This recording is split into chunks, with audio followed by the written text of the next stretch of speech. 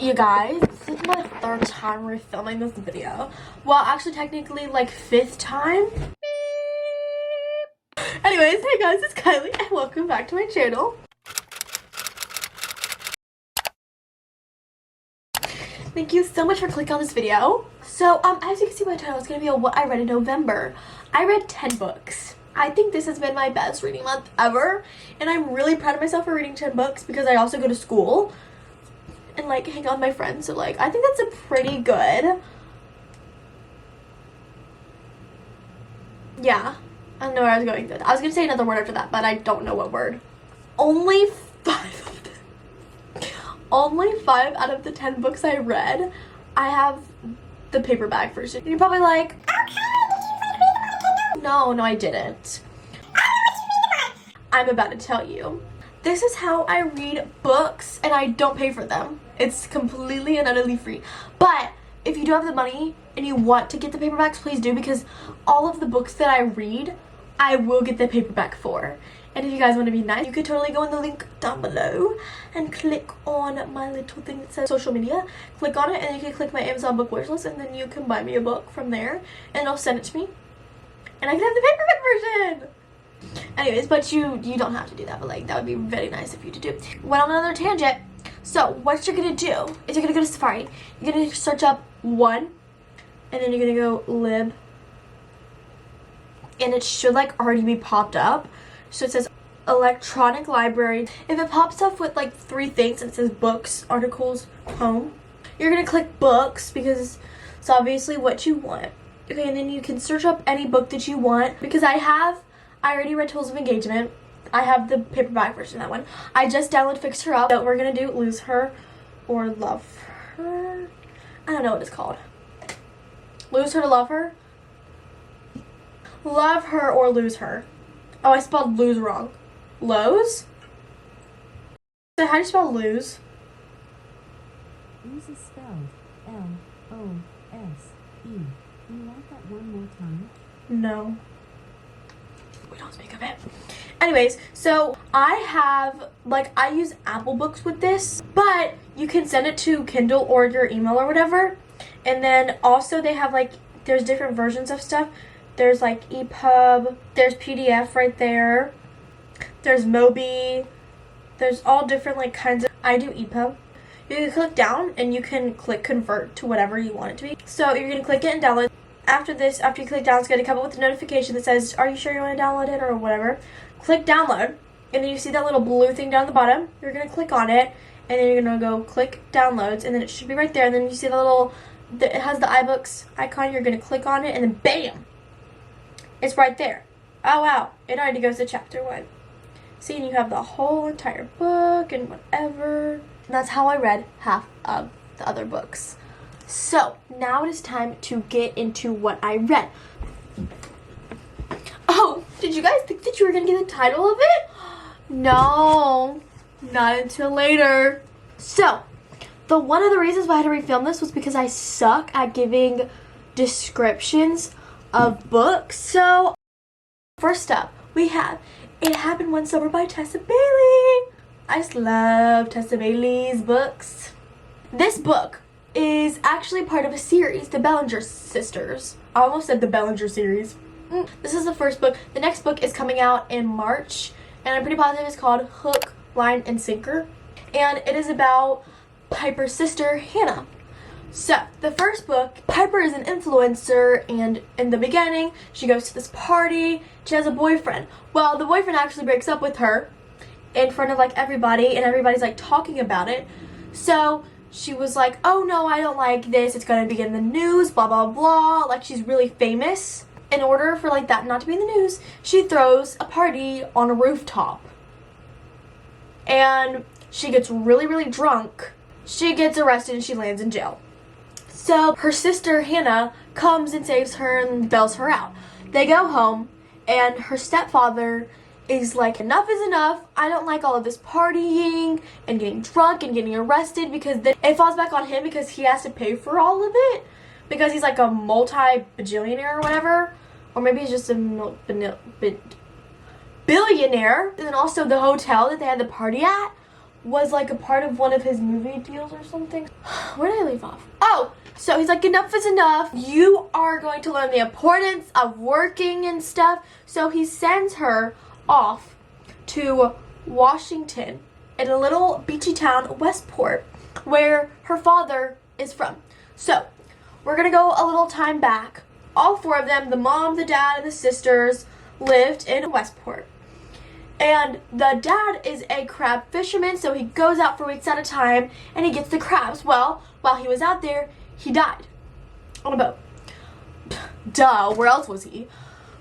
The water swept up onto the boat and killed him. So the mother was very, very sad about it. And she was like, oh my gosh, this whole town reminds me of him. So she moves to Beverly Hills where she meets the stepfather. And while they were in Westport, the dad owns a dive bar. Okay, flash forward, we're not in the present tense. Basically, he's like, to learn responsibility, you are going to go to Washington. You're going to go to Washington. You are going to go to Washington and you are going to work at the dive bar and restore it. So she goes there, but Hannah comes with her because Hannah's like, I'm not going to let you go alone. So they go there. While she's there, she meets the sea captain, Brendan. And he doesn't like that these two little Beverly Hills girls are coming in here and like taking the bar because it's the town bar. Everybody just hangs out there. So he's very mean and rude in like the first few chapters, but then he gets better. And he comes to his senses. Well, kind of, he does. But, like, Hannah, like, is even like, you gotta stop being mean to my sister. She always runs into him because it's a small town. So, like, everywhere she goes, she, like, sees him. And that's basically the summary. Yeah, I don't really know how to explain the rest. If I say anything else, then I'm gonna, like, spoil the whole thing. But, like, that entices you to read, like, oh, what happened that summer? You know? It was a really cute book. I gave it a 5 out of 5 on my Goodreads. Let me show you my Goodreads. Here's my Goodreads. You guys can go follow me if you want to. So yeah, that's It Happened One Summer. I hope I did like a good explanation of that. I don't really know where else to like. It's just she goes to the town and she has to do the bar and then she has to impress her father. You'll read and see if she impresses her father or not and what she does to the bar. And if anybody likes it.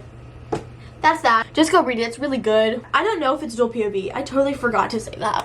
Next book is Punk 57 by Penelope Douglas. I saw all over my TikTok. I saw all over my YouTube. So I decided to read it. Let me tell you what it's about. Misha and Ryan. They are both pen pals. Their 5th grade teacher set them up to be pen pals. I think it was supposed to be like a girl and a girl, a boy and a boy. Like I think both of their teachers like mixed it up. Ryan's teacher was like, oh, it's a girl, Misha. That's like a girl name. Set her up. And then Misha's teacher was like, oh, you're a boy, Ryan, that's a boy name, set him up. So, they're pen pals. We're like, I think we're in their senior year, so they're still writing to each other, okay? But Misha stops writing to her, like, unexpectedly. She doesn't know what happened, okay? They have 3 rules. No numbers, no social media, and no pictures. It's strictly, like, only pen pals. So she's like, what the heck? Why'd you like stop writing to me? So then she tries to figure out what happened and why he stopped writing to her. I think that's a weird summary to say because that's exactly what happened. Like he just stopped writing to her. So she's like, what the heck happened? So she tries to figure out what happened.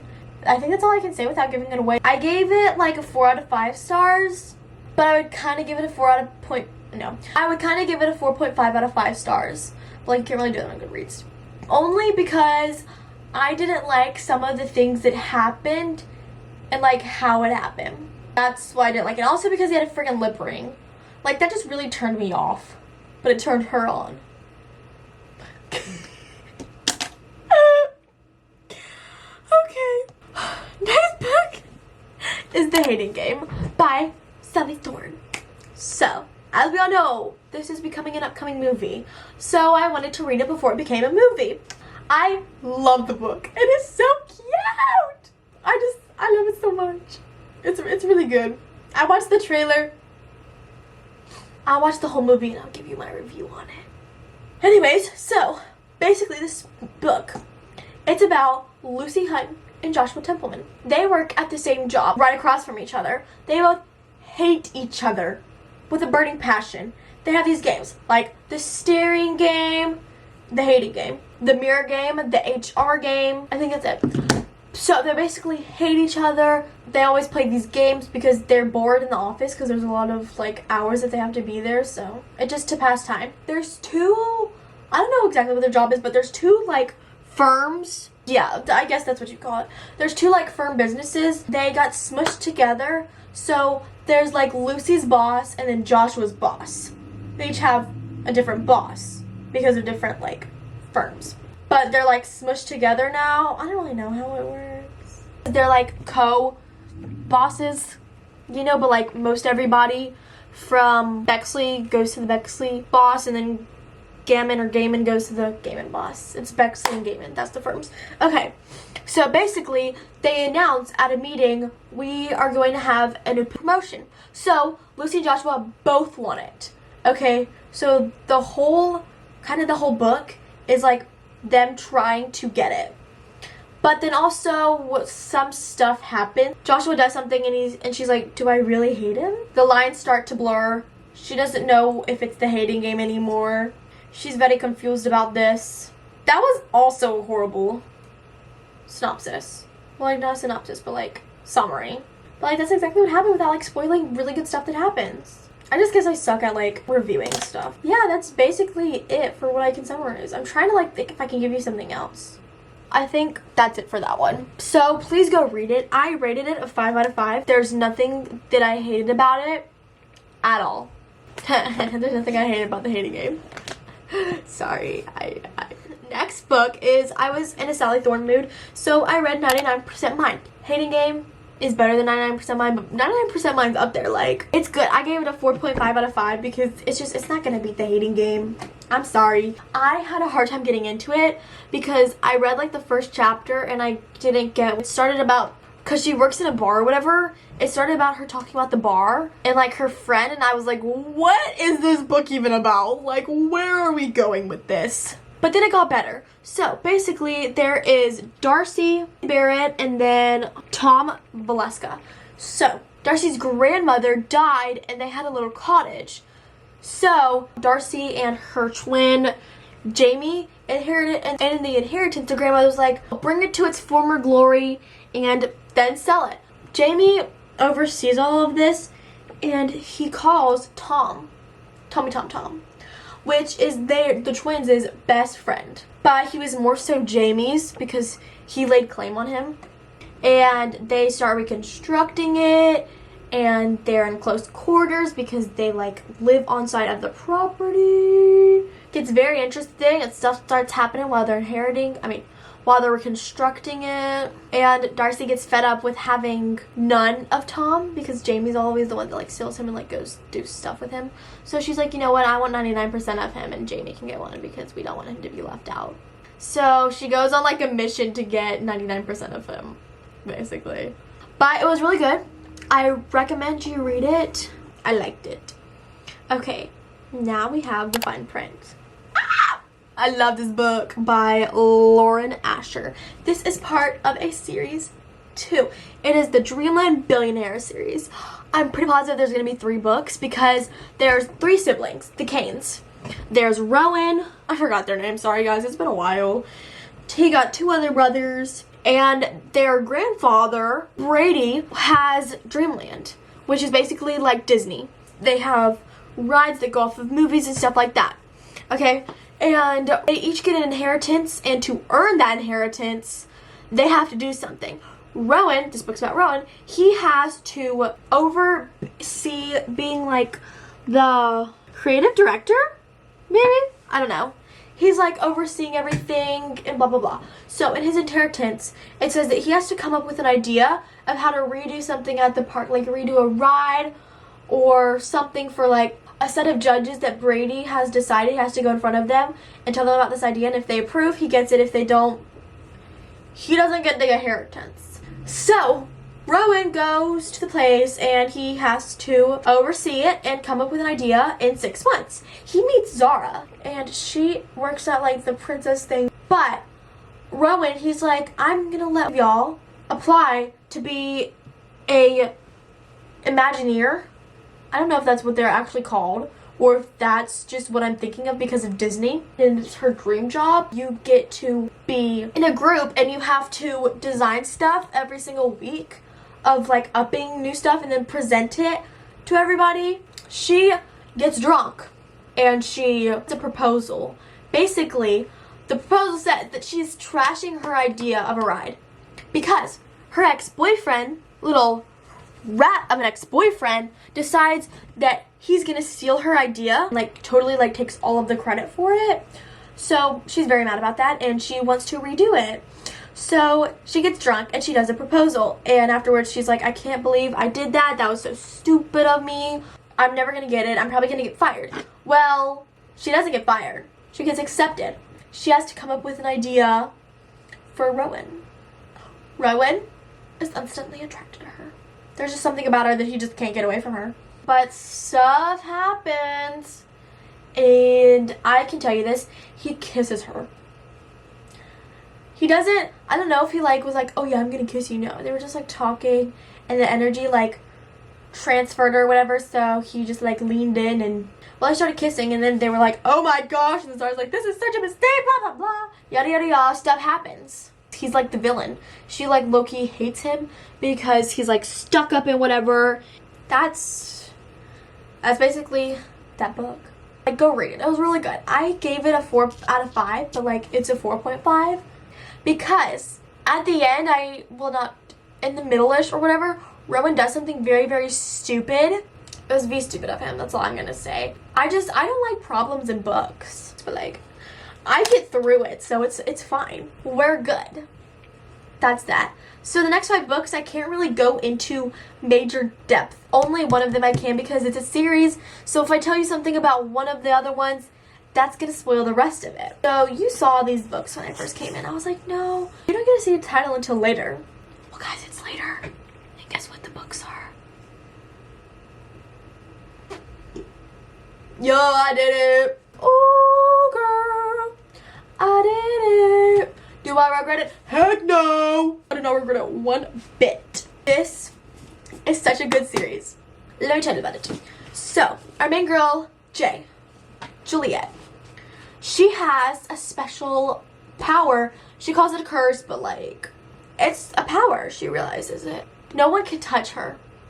If you touch her, you die. If you touch her skin, you die. Basically, whenever you start, she's in an asylum for 264 days. The reason why she's in asylum is because whenever she was like younger and she didn't really know what happened, there was this children in a store that was crying because I don't know if he like fell over or what happened, but she doesn't like it that he's crying and she wants to like help him, so she like picks him up to get him on his feet, and well, he dies because you can't touch her. So she goes into the asylum.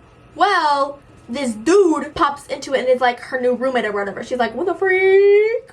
Who is this dude?